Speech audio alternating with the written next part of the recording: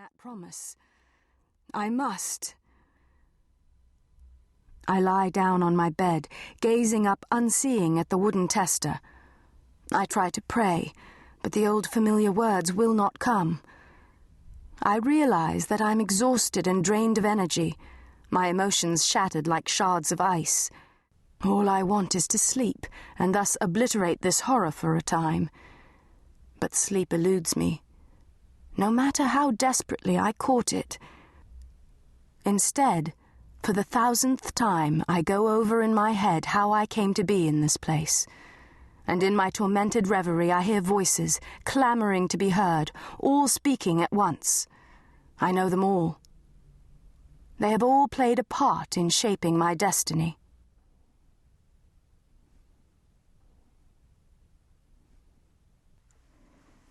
Frances Brandon, Marchioness of Dorset. Bradgate Hall, Leicestershire, October, 1537.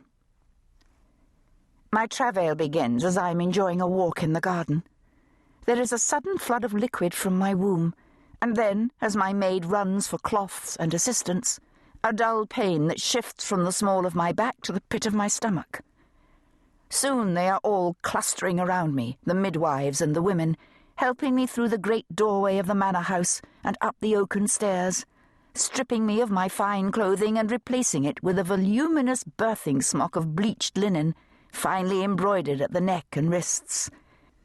Now I am made to lie upon my bed, and they are pressing a goblet of sweet wine to my lips. I don't really want it, but I take a few sips to please them. My two chief ladies sit beside me, my gossips, whose job it is to while away the tedious hours of labour with distracting chatter. Their task is to keep me cheerful and to offer encouragement when the pains grow stronger. And they do grow stronger.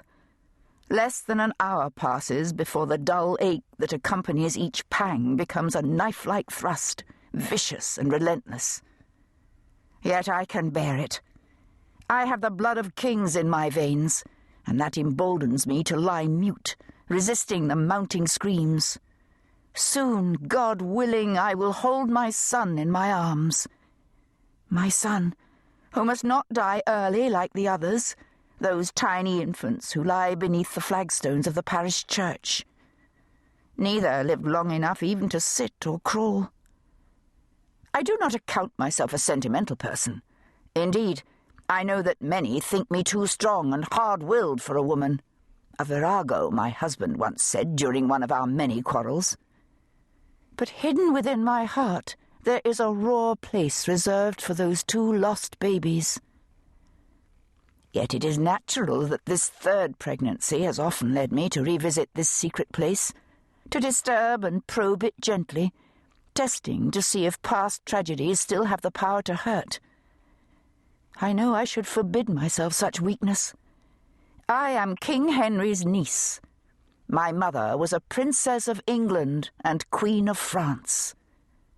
I must face the pain of my loss as I do my labour, with royal dignity, refusing to indulge any further in morbid fancies, which, I am assured by the midwives, could well be harmful to the child I carry.